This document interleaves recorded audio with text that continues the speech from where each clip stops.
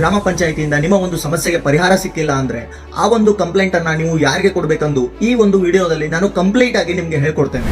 ಬರೀ ಬಾಯಲ್ಲಿ ಹೇಳೋದಕ್ಕಿಂತ ಒಂದು ಪತ್ರದ ಮೂಲಕ ತಿಳಿಸಿದ್ರೆ ಅದು ತುಂಬಾ ಎಫೆಕ್ಟಿವ್ ಆಗಿರುತ್ತೆ. ಸೊ ಮೊದಲನೇದಾಗಿ ನಿಮ್ಮ ಒಂದು ಸಮಸ್ಯೆಯ ಫೋಟೋವನ್ನ ತೆಗೆದುಕೊಂಡು ನಂತರ ನಾನು ನಿಮ್ಗೆ ಕೊಟ್ಟಿರುವಂತಹ ಡೆಮೋ ಪತ್ರವನ್ನ ಫಿಲ್ ಮಾಡಿ ನಿಮ್ಮ ಒಂದು PDOಗೆ ಕೊಡಿ. ಆ ಡೆಮೋ ಪತ್ರ ನಿಮ್ಗೆ ಏನಾದ್ರು ಬೇಕಾದ್ರೆ ಕಮೆಂಟ್ ಅಲ್ಲಿ ಕಮೆಂಟ್ ಮಾಡಿ ನಾನು ನಿಮ್ಗೆ ಸೆಂಡ್ ಮಾಡ್ತೀನಿ. ಅಂಡ್ ಆ ಪತ್ರದ ಒಂದು ಜೆರಾಕ್ಸ್ ಕಾಪಿಯನ್ನ ನಿಮ್ಮ ಹತ್ರ ಇಟ್ಕೊಂಡು ಒರಿಜಿನಲ್ ಕಾಪಿಯನ್ನ PDOಗೆ ಕೊಟ್ಟು ಅದರ ಮೇಲೆ ಸಿಕ್ಕ ಮತ್ತು ಸಿಗ್ನೇಚರ್ ಅನ್ನ ಮಾಡ್ಕೊಂಡು ನಿಮ್ಮ ಹತ್ರ ಸೇಫ್ ಆಗಿ ಇಟ್ಕೊಳ್ಳಿ. ಯಾಕಂದ್ರೆ ಆ ಪತ್ರನೇ ನೀವು ದೂರು ಕೊಟ್ಟಿದ್ದಕ್ಕೆ ಸಾಕ್ಷಿಯಾಗಿರುತ್ತೆ. ಅಂಡ್ PDOಗೆ ಲೆಟರ್ ಕೊಟ್ಟ ನಂತರ ಕೆಲಸ ಏನಾದ್ರೂ ಆಗ್ಲಿಲ್ಲ ಅಂದ್ರೆ ತಾಲೂಕು ಪಂಚಾಯಿತಿಯ EO ಹತ್ರ ಹೋಗಿ ಅದೇ ಪತ್ರವನ್ನ ಕೊಡಿ. ಅಂಡ್ ಅಲ್ಲೂ ಕೂಡ ಕೆಲಸ ಆಗ್ಲಿಲ್ಲ ಅಂದ್ರೆ ಜಿಲ್ಲಾ ಪಂಚಾಯಿತಿಯ CEO ಹತ್ರ ಹೋಗಿ ಒಂದು ಲೆಟರ್ ಅನ್ನ ಕೊಡಬಹುದು. ನನ್ನ ಪ್ರಕಾರ ಈ 3 ವೇ ಅನ್ನ ನೀವು ಫಾಲೋ ಮಾಡಿದ್ರೆ ಯಾವ್ದಾದ್ರು ಒಂದ್ ವೇ ಅಲ್ಲಿ ಕೆಲಸ ಮಾತ್ರ 100% ಆಗಿ ಆಗುತ್ತೆ.